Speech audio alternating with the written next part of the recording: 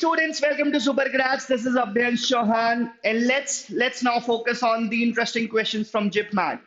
JIPMAT के previous year के ऐसे क्या-क्या questions थे जो हमारे major learnings हो सकते हैं coming into 2024. So the last session was all about grammar and vocabulary and as I promised कि बच्चा party I know reading comprehension is an area जहाँ पे आप फंस जाते हो. So here I am with another session जहाँ पे reading comprehension based जितना भी पार्ट है उस पर फोकस करेंगे. At the same time will be focusing on questions from voice and narration as well. मतलब आई रियली वंडर कि why are you guys like कि सर वॉइस में प्रॉब्लम हो रहा है, नरेशन में प्रॉब्लम हो रहा है. बच्चा party voice and narration free के मार्क्स हैं. अगर आप मॉक्स में उसमें अच्छा नहीं कर पा रहे हो so you really need to worry कि यार मेरे क्या बेसिक्स कमजोर हैं. This is how you should go about your business. This is how you should analyze yourself कि यार मेरा क्या preparation चल रहा है. So let's begin with the first question in this session. Now here is a question which is on like para summary type का एक question है कि जो एक paragraph हमें given है उसके basis पे they have asked you only one question. एक छोटा सा paragraph है. So I'll read through the paragraph. काम की बातों पर focus करेंगे and what are those काम की बातें उन पर देखते हैं students. So Earth is the only planet so far known which is suitable environment for sustaining life. एक जनरल इंस्टिंक्ट, एक बेसिक इंस्टिंक्ट मेरा ये कहता है कि यार अर्थ से रिलेटेड बात हो रही है, अर्थ में लाइफ पॉसिबल है, बट अबाउट फॉसिल फ्यूल से रिलेटेड डिस्कशन हम अक्सर न्यूज़पेपर्स में भी देखते हैं, बहुत सारे पैसेजेस में भी देखते हैं. So that is how you should see कि ये पैसेज किस डायरेक्शन में जा रहा है. Man has been tempering. Now again here comes this word tempering. Temper करना, tinker करना, alter कर रहे हैं. Man has been tempering with the ecosphere for a long time and is forced to recognize that environmental resources are scarce. Environmental resources are limited. हम economics में भी एक general चीज पढ़ते हैं ना कि what is the basic problem of all economics. एक जनरल सी बात है कि human wants are unlimited. That is something which is beyond our control, but resources are limited. Resources are limited, तो उन limited resources again that is again resources का भी हम कुछ नहीं कर सकते, but what we can do is कि हम रिसोर्सेज को प्रॉपर्ली एफिशिएंटली यूज करें. That is where our focus should lie. So ये टेम्पर वर्ड दिख गया. टेम्पर करने से रिसोर्सेज स्कार्स हो गए.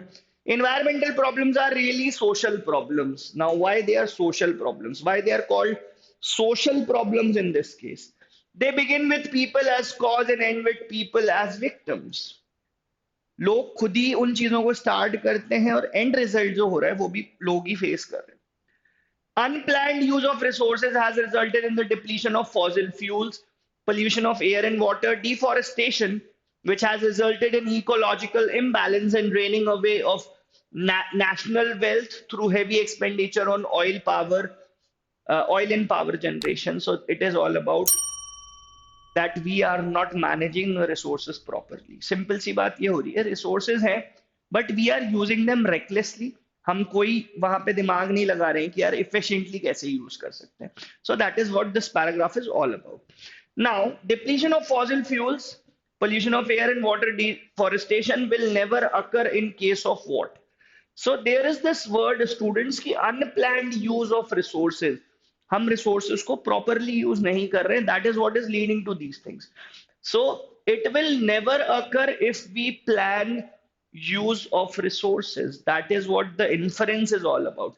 This is something which is not directly stated in the passage, not directly stated in the paragraph, but ये चीज मैं infer कर सकता हूँ कि unplanned use करने से अगर ये चीजें disturb हो रही हैं, so it indirectly means कि अगर planned तरीके से चलूंगा, so problem नहीं होगी. So that was your question number 1, which was asked in JIPMAT 2023. So inference based reading में आप इसे गिन सकते हो कि आप क्या चीजें infer कर पा रहे हो from what is given in the passage. Now here we have a question from passive voice. In the question sentence is given in active voice. Active से passive में जाना है. Active से passive में जाना है irrespective of कि क्या चल रहा है, किस तरह का sentence है. There are 2-3 things that you need to keep in mind. First, tense change मुझे नहीं करना है, number 1. Number 2, whenever we talk about passive voice, वहां पे verb का थर्ड फॉर्म होना ही है. अगर वहां पे वर्ड का थर्ड फॉर्म नहीं है तो वो पैसिव वॉइस है ही नहीं. It is as simple as that. Coming back to this question, students, the cat drank all the milk. Cat drank. This is V2. This is something which is in the past tense. So जो helping verb होगा, मेरा helping verb जो होगा ना, object उठ के आगे आ जाएगा. I get that. But object के बाद, object के हिसाब से there has to be some helping verb. If the object is singular, the helping verb has to be singular. अब वो helping verb कैसा चाहिए? That helping verb has to be in the past tense. Now यहाँ पे had लिखा है, has लिखा है, so you can easily eliminate these two options. All the milk was, यहाँ तक बातें ठीक है. But what about the third form of drink? What about the third form of drink? Drink, drank, drunk भी आपने कहीं पर सुना होगा, drunken भी आपने कुछ बुक्स में देखा होगा, बट यहाँ ऑप्शंस में all the milk was drunk by the cat. So fourth, option 4 is correct. Again, one of the questions from JIPMAT 2023. So बच्चा पार्टी आपको ध्यान क्या रखना है कि JIPMAT में नरेशन और वॉइस से क्वेश्चंस बहुत आ रहे हैं. नरेशन और वॉइस से क्वेश्चंस आ रहे हैं, इसका मतलब है कि मैं जाऊं, अगर ये क्वेश्चन मेरा गलत हो रहा है, what I will do is as a student I will go back to my books, I'll go through the theory part once again, and then I'll practice 50, 60 more questions just to make sure कि अगर 2024 में भी if there is any question from passive voice, if there is any question from narration, मेरे students वहां पे गलती नहीं करेंगे. That is how you should approach, that is how you should analyze previous year papers. Moving on to the next question now. He said, I must go at once. Now must लिखो, present tense में या तो must लिखो या have to लिखो, it makes same sense, same meaning है, same essence आ रहा है, but that is something that I am talking about in the present tense. अब मस्ट को मुझे इनडायरेक्ट स्पीच में पास्ट टेंस में ले जाना है, कुछ तो कन्वर्जन होगा. There is no such modal verb कि यार मस्ट का मोस्ट हो जाता है या कुछ और हो जाता है. There is nothing like that. तो क्वेश्चन पर आते हैं. He said I must go at once. He's not asking something, it is not interrogatory, so obviously this option 1 is eliminated. He said if nahi ho sakta, again this is not, this is something which is not interrogative. Interrogative में हमारे ऐसे conjunctions होते हैं ना, if, whether and wh family. He said that conjunction चाहिए, he had to, have to will change to had to. Had to go at once. Had to go in one. It should not be gone. It should not be gone. Go लिखा हुआ है यहाँ पे, go लिखा हुआ है, तो go से go went तो कहीं आया ही नहीं और gone हो गया सीधे. How is that possible, guys? How is that possible? आप जब भी सेंटेंस में मॉडल वर्ब होता है, so आप वर्ब को चेंज करने नहीं जाते हो, आप मॉडल वर्ब को चेंज करने जाते हो. आप जो मेन वर्ब है उसका टेंस चेंज नहीं करते. Please keep that in mind. So having said that, option 3 is your correct answer. इस क्वेश्चन से मुझे क्या सीखना है कि I need to practice 20 more questions based on modal verbs. Modal verbs को डायरेक्ट स्पीच से इनडायरेक्ट स्पीच में कैसे चेंज करना है, मुझे इस पर फोकस करना है. I hope that is clear. Moving on to the next question. Sentence rearrangement का एक I would say very light version, very I would say the first copy or the second copy type of version कि this is something which I expect कि यहाँ पे गलती नहीं होना चाहिए. So what use हुआ है, मतलब कुछ question mark वाली चीज हो रही होगी, कुछ interrogative sentence की बात हो रही होगी. So let's see the options now. They are saying कि it could start with 5, they are saying it could start with 6 as well. But what I would suggest कि 6 से start करते हैं, rather 5 से start करते हैं. So is it, क्योंकि whenever there is inversion, inversion का मतलब ये होता है कि verb पहले आ जाता है, subject बाद में होता है. That is what inversion is. So is it? So what am I saying? I'm saying 5 and then the first part. Is it not what you wanted?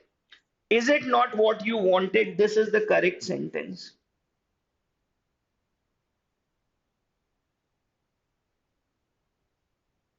If you guys think, if you guys really think कि आपको ऐसा लगता है कोई भी और combination possible है, write it down in the chat section. We can have a discussion on it. But this is how you will write it as far as this question is concerned. And if there is a question like this in your coming exams in 2024, I expect you will want कि यार sir ऐसे questions और आ जाएं, ऐसे questions 5 questions आ जाए ना, मजा आ जाएगा, मजा आ जाएगा. Things will get easier. That is what you guys will be hoping for. So that was all about question number 4. Moving on to the next question, which is again from sentence rearrangement.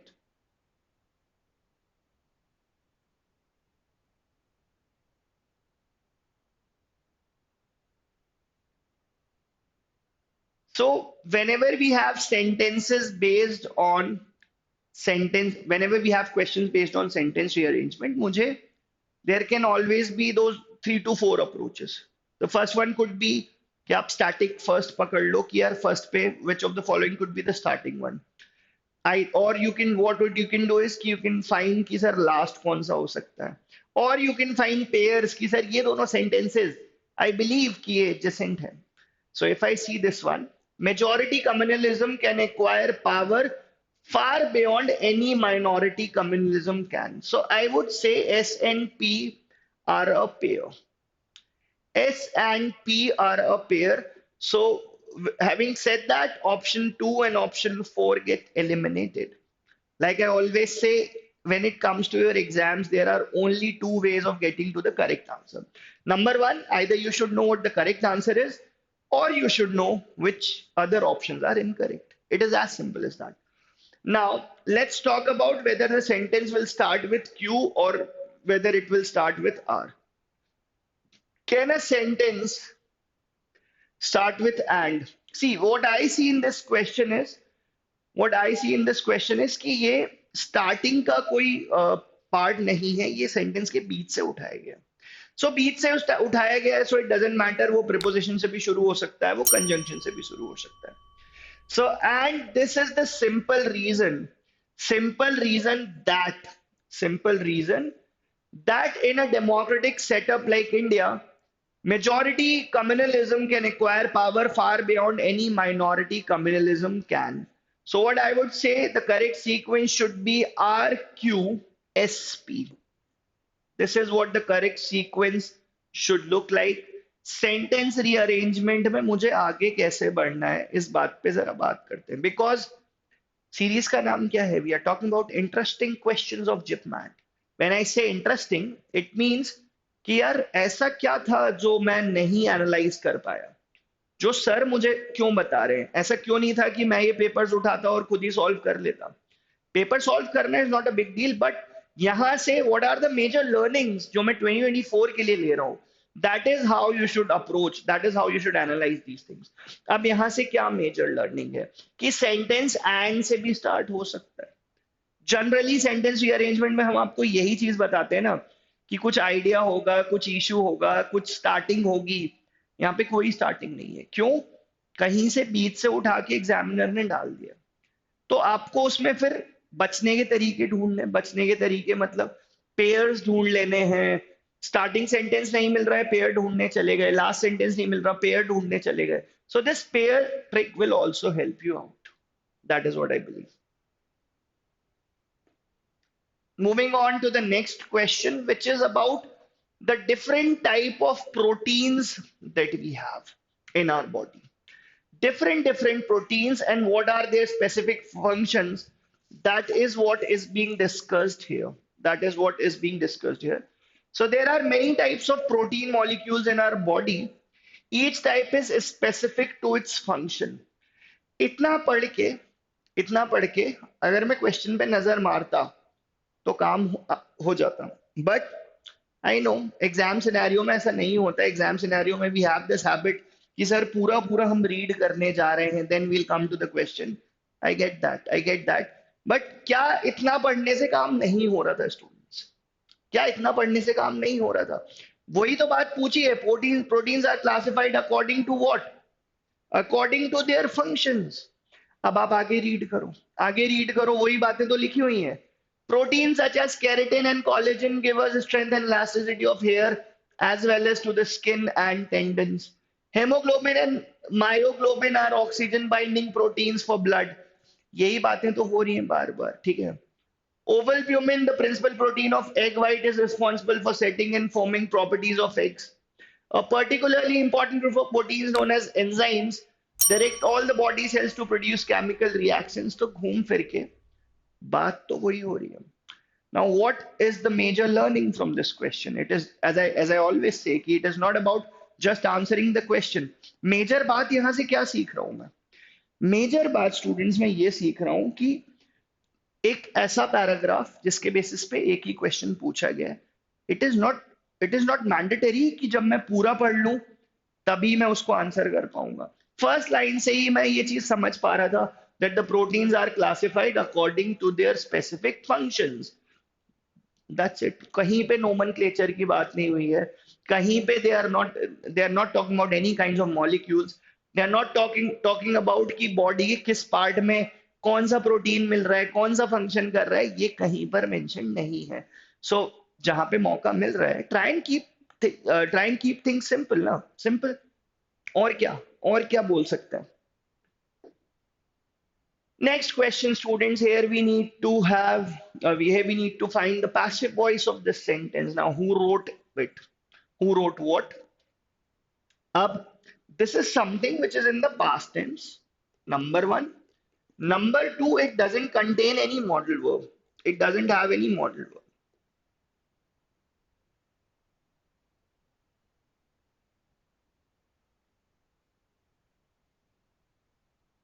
It doesn't have any modal verb. So Jin options में मुझे modal verb दिख रहा है ना, मैं आंख बंद करके ट्रस्ट मी, आंख बंद करके उन ऑप्शंस को एलिमिनेट करूंगा. मैं आंख बंद करके कर पा रहा हूं इसलिए नहीं कि मैं टीचर हूं. आप कैसे कर सकते हो? आप रूल्स पर फोकस करो. एक बार रूल्स को पढ़ो एंड प्लीज मेक श्योर कि आप उस टॉपिक के 150 क्वेश्चंस कर लेते हो ना. उसके बाद ये चीजें बाय डिफॉल्ट दिखती हैं, ढूंढने नहीं जाना है. By whom was it written? It is as simple as that. मैं देखने भी नहीं जाऊंगा if it is written in the correct sequence or not. इसका स्ट्रक्चर प्रॉपर है या नहीं, छोड़ देते हैं, उस बात को छोड़ देते हैं. मैं इन ऑप्शंस को जरूर देखते से ही एलिमिनेट कर दूंगा because they have modal verbs. So for a question like this, now what are the learnings? Simple learning है यार. ये क्वेश्चन 5 सेकंड्स 10 सेकंड से ज्यादा आपका नहीं लेना चाहिए था. जितना टाइम मैंने यहाँ पे सेव किया मैं उसे यूज करूंगा. रीडिंग इंटेंसिव जो पार्ट है मेरे पेपर में उस पर फोकस करूंगा. ठीक है. Moving on to the next question. Now he says that he is very sorry. Narration का एक बहुत बेसिक रूल होता है, बहुत बेसिक. सारी बातें मैंने आपको क्लासेस में पढ़ा दी हैं. अभी भी अगर आप कहते हो कि नहीं सर प्रॉब्लम है, तो फिर तो प्रॉब्लम है, फिर तो रियली प्रॉब्लम है. पढ़ाने में नहीं, आप रिवाइज नहीं कर रहे हो प्रॉपर. प्रॉब्लम ये है. सो when I say he says that, indirect speech है students. This is indirect speech and उस इनडायरेक्ट स्पीच में भी वर्ब प्रेजेंट टेंस का है. वर्ब चेंज नहीं हुआ, मतलब डायरेक्ट प्रेजेंट टेंस जो रिपोर्टिंग वर्ब होता है ना, उसका टेंस कभी चेंज नहीं होता. रिपोर्टिंग वर्ब डायरेक्ट स्पीच में भी प्रेजेंट टेंस में रहा होगा, सिर्फ और सिर्फ मुझे रिपोर्टिंग वर्ब देखना था.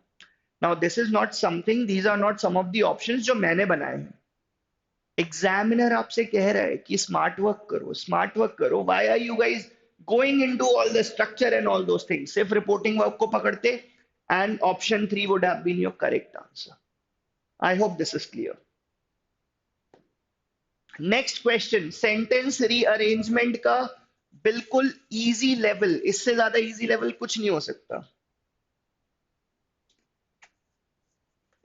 इससे ज्यादा easy level कुछ नहीं हो सकता. ठीक है. So what they are trying to say, there are, this is 2, 3 roots of development. So the first part will come at the end. 5 1 3 हो गया. ठीक है. There से मैं start कर रहा हूं, which is part 4. If you guys feel कि सर कुछ और यहाँ पर बता दो, कुछ और इसका डिफिकल्टी लेवल और कैसे बढ़ सकता था, नहीं बढ़ सकता था। How is this question qualifying in this session? क्योंकि हम कह रहे हैं ना कि interesting question. Now what interest me the most is how easy can a question be? Level of difficulty zero, minus I would say, बिल्कुल level of difficulty नहीं है। ऐसा questions देखते से ही ना you guys have to pounce on it like a cat। यार ये question 5 seconds 10 seconds not more than that, ये attitude लेकर चलना है, ठीक है। अब वो टाइम नहीं रहा, वो टाइम नहीं रहा। You have to have that killer instinct. मैं बार बार इस पे एम्फसाइज करता हूँ। Now this is a question which is considerably I would say moderate with respect to the previous one. So here's your question now. The moment I see this question I think कि P और R साथ में होने चाहिए। P और R should be adjacent sentences। इस तरीके से मुझे इसको देखना है। वो मुझे यहाँ नहीं दिख रहा है, वो मुझे यहाँ नहीं दिख रहा है। Now I have to see whether I can start the sentence with P. Among ordinary people to see health as a right and responsibility, the only hopeful sign is such a situation. यहाँ से ये sentence start होगा basically. So this is also incorrect. The only hopeful sign in such a situation, what kind of situation are we and what sign are they talking about, is that there is an increasing tendency हो रही है because people believe कि यार health जो है, अब health है ये तो right and responsibility की तरह है। So SQPR is the correct sequence. SQPR is the correct sequence. Exam point of view से बोलूं,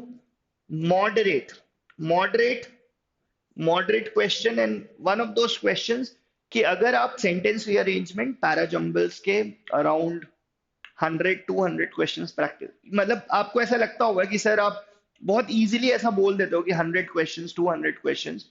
ट्रस्ट मी, जो बच्चे एग्जाम क्लियर कर रहे हैं उन्होंने इससे ज्यादा क्वेश्चंस प्रैक्टिस कर रखे।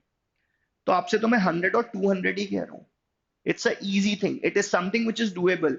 इट इज नॉट समथिंग कि मैं आपको मार्स पे जाने को कह रहा हूँ। तो बस जो बता रहा हूँ उन बातों पे अगर फोकस कर लोगे तो things will be very easy for you. As far as this question goes, correct option is 3. Again, here we have a passage, एक छोटा सा passage, और passage के basis पे इस 4 line के passage पे मुझे इसे answer करना है। So first of all मैं अगर timer यहाँ पे लगाऊं आपके लिए तो I would say 40-50 seconds से ज्यादा का question ये नहीं है। Max 1 minute, but not more than that. 1 minute दे सकता हूं, बट उससे ज्यादा टाइम यहां दे दोगे तो फिर बाकी आपके क्वेश्चंस मिस हो जाएंगे। So critical reading is a demanding process. Indeed it is. To read critically you must slow down reading with pencil in hand. When you have pencil in hand you have this discretion of marking things. आप mark कर सकते हो जहां आपको लगता है कुछ important points है, मैं मार्क कर लेता हूं, that happens. You must slow down reading and pencil. Sorry, you must slow down reading and with pencil in hand perform specific operations on the text. यही specific operations जो मैंने अभी किए। Mark up the text with your reactions, conclusions and questions. When you read, you become an active participant. What does that mean? कि आपको active participant बनना है, ठीक है। यहाँ तो there was a sentence of only 4 lines. जब हम lengthy passages पढ़ते हैं ना, उस कहानी में खो जाना है। That is what they are saying. That is what critical reading is all about. अब questions पे आते हैं। So this paragraph best supports the statement. Critical reading is a slow, dull. Is it a slow, dull process? No, it is not. कहीं भी passage में ऐसा mention नहीं है। Readers should get into the habit of questioning the truth. हर बात पे questioning करना can be a bit problematic. That is not what critical reading is. Critical reading के लिए ये कह रहे हैं कि you have to slow down, have a pencil in your hand, try and mark things that you find essential, जहां से आपको लग रहा है कि there are major major conclusions that can be drawn. This is something which is in contrast with what is written in the earlier part of the passage. Critical reading इस तरीके से होता है. The best critical reading happens at critical times in a person's life. This is again completely out of context. Critical readings requires thoughtful and careful attention. Why are they saying that you need to slow down, you need to have a pencil, you need to mark things? For this sole reason that it requires thoughtful and careful attention. So D is the correct answer, and मेरे students ये चाहेंगे ही कि इस तरह के और questions exam में आए 2024 में. You guys must be waiting कि हाँ यार सर आ जान दो, ऐसे 5 क्वेश्चन आ जाए, मजा आ जाएगा, मजा आ जाएगा. जितनी बातें बता रहा हूं उन बातों पे अगर आप फोकस कर लोगे सो एग्जाम में आने वाली सारी चीजें आपके लिए बहुत इजी हो जाएंगी. Moving on to the next question. He will finish the work in a fortnight. We have to convert this into passive voice. Will changes to will be in passive voice. Will changes to would when we talk about direct and indirect speech. जब भी आप direct indirect speech और voice के question साथ में कर रहे हो तो आप रूल्स बड़े मिक्स कर देते हो. नरेशन के रूल्स वॉइस में लगा देते हो, वॉइस के रूल्स नरेशन में लगा देते हो, और फिर क्या होता है आप समझते हो. सो विल है, मुझे विल ढूंढना था बस. मुझे स्ट्रक्चर पता है कि object will come first, then we have a helping verb, we have V3, we have by doer of the action. Keeping those things aside, I will just focus on this modal verb. मुझे will कहाँ दिख रहा है? कहीं नहीं, सिर्फ एक option में.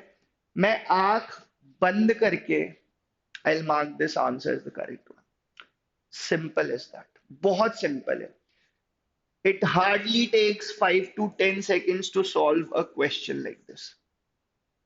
He will finish the work in a fortnight. ठीक है, अब आपके तरीके से चलते हैं. So the work will be then V3 finished by him in a fortnight. अब आप भी satisfied हो गए होगे, आप भी कह रहे हो हाँ सर हाँ, जो स्ट्रक्चर पढ़ा है उसके हिसाब से सब बढ़िया चल रहा है. बट बच्चा party keeping that structure on one side, मैं सिर्फ अपने मॉडल वर्ब पे फोकस करूं, अगर मैं देखते से ही इन ऑप्शंस को इग्नोर करूंगा. And that is how your approach should be like when it comes to your actual exams. इस तरीके की प्रैक्टिस हमें करके जाना है. Next question. Why was such a letter written by your father? ठीक है, वॉज लिखा हुआ है, वॉज को पकड़ते हैं. Was is a helping verb in past tense, simple past, तो हैड को मैं एलिमिनेट कर दूंगा. ठीक है. व्हाट डिड योर फादर, देखो पास्ट टेंस में है तो जो एक्टिव वॉइस होगा उसमें V2 रहा होगा. भाई सिंपल सी बात है. यहां पे V3 लिखा है, मुझे V2 चाहिए. सो राइट, रोट, रिटन. सिर्फ जो क्लूज बता रहा हूं स्टूडेंट्स आप उस पर फोकस कर लो बस. आपने थ्योरी पढ़ रखा है, बहुत अच्छी बात है, आप प्रैक्टिस भी करो, अच्छी बात है. अपने कीवर्ड्स पकड़ने जाओ. व्हेन आई से कीवर्ड्स, V3 रोट मैं कह रहा हूं, मुझे कहां दिख रहा है, मैं उस आंसर उस ऑप्शन को टिक कर दूंगा बिना देखे, बिना देखे, सिंपल. ठीक है. But there is a problem here कि यहां पे डिड भी लगा हुआ है और रोट भी लगा हुआ है. सो यहां पे V3 है, आई गेट दैट, बट यहां पे वॉज नहीं होना चाहिए था. I believe there is some typing error in this question. I believe कुछ एरर हो सकता था, हो सकता था. सिंपल सी बात है यार, हेल्पिंग वर्ब पास्ट का है, सो एक्टिव वॉइस में जो वर्ब था वो V2 रहा होगा. It is as simple as that. On that basis I am saying this is the correct answer. But many of you can question कि sir did लगा है तो रोट कैसे आ गया, एंड आई ऑल्सो वंडर. यहाँ पे कुछ टाइपिंग एरर हो सकता है. सो please ignore the typing error and move to the next question. Now this is about litigation. What is litigation, students? We as students of verbal ability हमें सब पढ़ना है. हमें litigation भी पढ़ना है, हमें science भी पढ़ना है, global warming भी पढ़ना है, history related कोई passage आ जाता है उस पर भी focus करना है. So let's see what this 4-5 lines are all about. Litigation is not always the best way to resolve conflicts. Conflicts कह रहा है वो, केसेस नहीं कह रहा है, कॉन्फ्लिक्ट्स कह रहा है. Keep that in mind. Words का बहुत इंपॉर्टेंस है. Mediation offers an alternative approach, alternative कि आप लीगली ना जाके मीडिएशन के थ्रू अपने कॉन्फ्लिक्ट को रिजॉल्व कर लो. Mediation can be faster, it can be less expensive, and can lead to create solutions which are not always possible by the court of law. Additionally, mediation focuses on mutually acceptable solutions rather than on winning or losing. आप किसी पर case करते हो, so एक party जीतती है, एक हारती है. But when you mediate things, common solution, common goal achieve करते हैं दोनों party. That is what the paragraph is all about. Now, what does the paragraph support? That there is too much reliance on litigation? No. It is not about litigation. It is just that कि litigation और mediation में क्या फायदे हैं, क्या नुकसान है, उन बातों पर इन्होंने फोकस किया. Litigation is expensive. I wonder money का कोई यहाँ पे mention नहीं है. Mediation is the best way to resolve a crisis. It is not the best way, it is an alternative approach. You can do that. They are not saying कि वही एक best तरीका है. बेस्ट तरीका तो यही होगा ना कि केस कर दो और केस जीत जाओ. उससे बेस्ट क्या हो सकता है? Mediation can be an effective way to resolve conflicts. Yes, that is what they are trying to say. That is what they are trying to say. That is what the author is trying to support through whatever he has written in this paragraph. He said, let us wait for the award. Okay. So whenever a sentence starts with let us, वहां पे should आता है. फिर बात ले जाते हैं series की तरफ कि why are we calling this series? Interesting questions from JIPMAT. Let us सिर्फ आपको डायरेक्ट इंडायरेक्ट स्पीच में हेल्प नहीं कर रहे हैं. क्वेश्चन टैग में भी हेल्प करता है. whenever a sentence starts with let us, तो उसके क्वेश्चन टैग में shall और should यूज होते हैं. Please keep that in mind. That is again something जो यहां से मेजर चीज मुझे सीखना था. He said let us wait for the award. तो लेट अस है तो फिर शुड होना चाहिए. शुड होना चाहिए. ठीक है. अस लिखा है, that is plural pronoun. So should यहां पर भी है, शुड यहां पर भी है, बट यहां पे सिंगुलर प्रोनाउन है ना, यहां पे प्लूरल प्रोनाउन है. बस खत्म बात.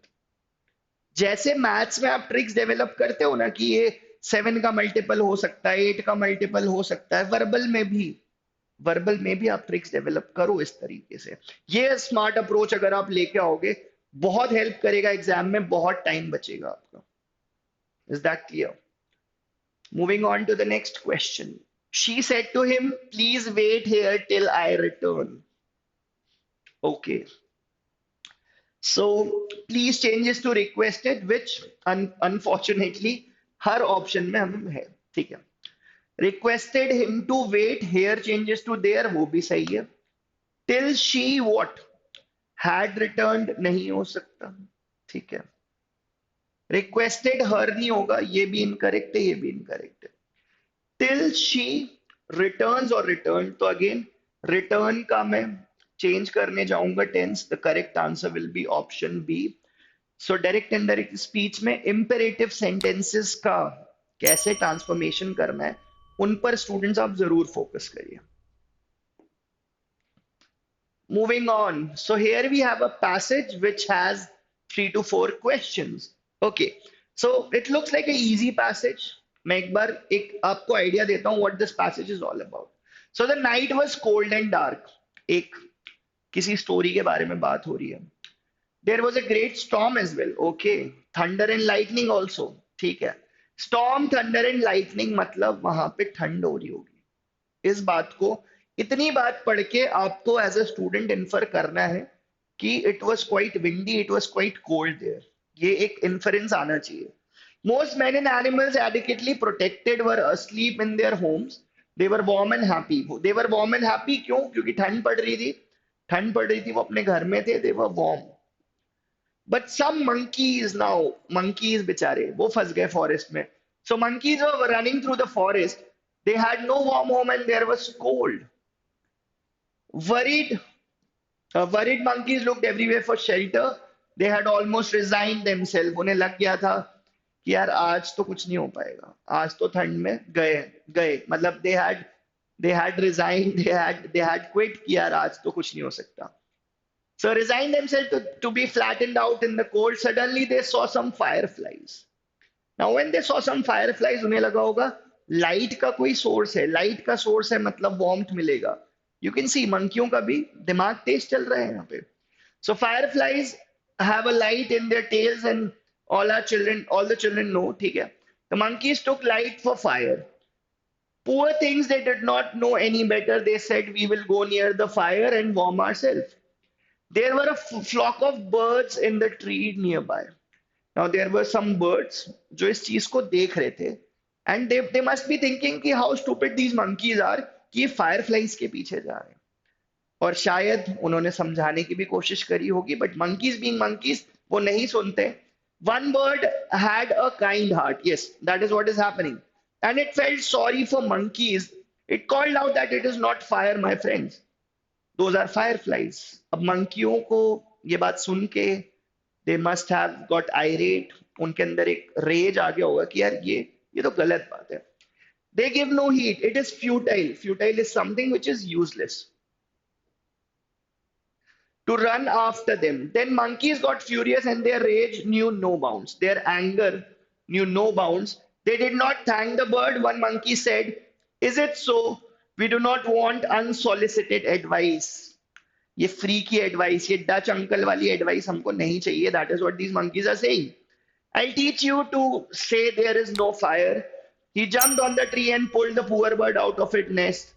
Alas, said the poor bird, why did I try to help a fool? Bird का यही बाद में reaction था कि why did I even try? मैंने कोशिश ही की क्यों की कि एक फूल की मैं हेल्प करने की कोशिश की. ठीक है. So ये passage था, कुछ भी खास नहीं था. Let's come to the questions then. The monkeys were running through the forest because they were not in search of food. They were running in the dark. They were in search of warm shelter because the night is depicted as very cold and there was thunder and lightning as well. तो monkeys भी ये देख रहे थे कि कोई जगह मिल जाए where they can find refuge for that warm shelter. Then in the above passage, night is again cold and stormy. Stormy directly stated nahi hai, but they're talking about thunder and lightning, so that is something which is stormy. What happens when you try to help a fool? I don't think isko answer karne ke liye we need the help of the passage. It is as simple as that. आप फूल की help करने जाओगे, you'll feel कि यार गलती हो गई, नहीं करना चाहिए था. That is what your reaction should be like. So you may invite danger for yourself. That is what happens according to the passage, because that bird was trying to help the monkeys, but instead what that monkey did कि वो bird को ही harm करने की कोशिश कर रहा था.